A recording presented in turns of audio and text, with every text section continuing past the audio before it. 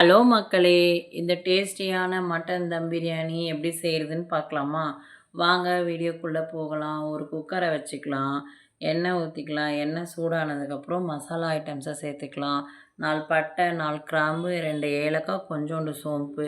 சூடான எண்ணெயில் போட்டதுக்கப்புறம் பொரிஞ்சதுக்கப்புறம் ஒரு 4 பச்சை மிளகா சேர்த்துக்கலாம்.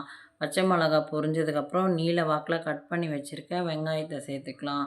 வெங்காயம் வதங்கினதுக்கப்புறம் கட் பண்ணி வச்சுருக்க 3 தக்காளி சேர்த்துக்கலாம். தக்காளியும் வதங்கினதுக்கப்புறம் மட்டனை சேர்த்துக்கலாம். மட்டன் போட்டு தேவையான அளவுக்கு உப்பு போட்டுக்கலாம். அதுக்கப்புறம் 2 ஸ்பூன் மிளகாத்தூள், 1/2 ஸ்பூன் மஞ்சள் பொடி, ஒரு 3 ஸ்பூன் இஞ்சி பூண்டு பேஸ்ட்டு சேர்த்துக்கலாம். எல்லாம் போட்டதுக்கப்புறம் நல்லா வதக்கி விட்டுட்டு நம்ம கட் பண்ணி வச்சுருக்க கொத்தமல்லி, புதினாவை சேர்த்துக்கலாம். அதையும் நல்லா வதக்கி விட்டுறலாம். நல்லா எண்ணெய் பிரிஞ்சு வர அளவுக்கு வதக்கிக்கணும். வதங்கினதுக்கப்புறம் நம்ம சின்ன கிளாஸில் கொஞ்சம் தயிர் சேர்த்துக்கலாம்.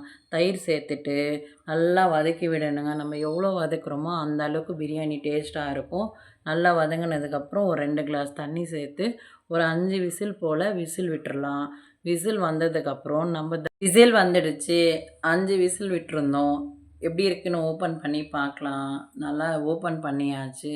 பீஸ் எல்லாம் நல்லா வந்திருக்குங்க. இப்போ உப்பு காரம் செக் பண்ணிக்கலாம். செக் பண்ணதுக்கப்புறம் நம்ம இப்போது தம் பிரியாணி தான் செய்ய போகிறோம். மசாலா செஞ்சதை ஒரு பக்கம் வச்சுட்டு புதுசாக ஒரு பாத்திரம் எடுத்து அடுப்பில் போட்டுக்கலாம்.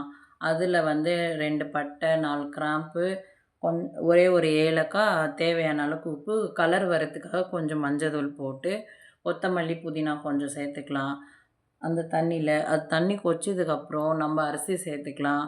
அரிசி சேர்த்துட்டு அரை வேக்காடு தாங்க வேகணும் அரிசி, இல்லைன்னா 3/4 வேக்காடு வெந்தால் கூட போதும்.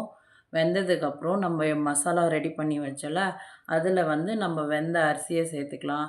எல்லாம் சேர்த்ததுக்கப்புறம் ஒரே ஒரு சின்ன கிளாஸ் அளவுக்கு தண்ணி ஊற்றிட்டு நல்லா கிளறி விட்டுறலாம். அடி பிடிக்காத அளவுக்கு நல்லா கிளறி விட்டுட்டு ஒரு 10 நிமிஷம் தம் போட்டுக்கலாம். 10 நிமிஷம் கழித்து எப்படி இருக்குன்னு பிரியாணி பார்க்கலாம். 10 மினிட்ஸ் ஆயிடுச்சுங்க.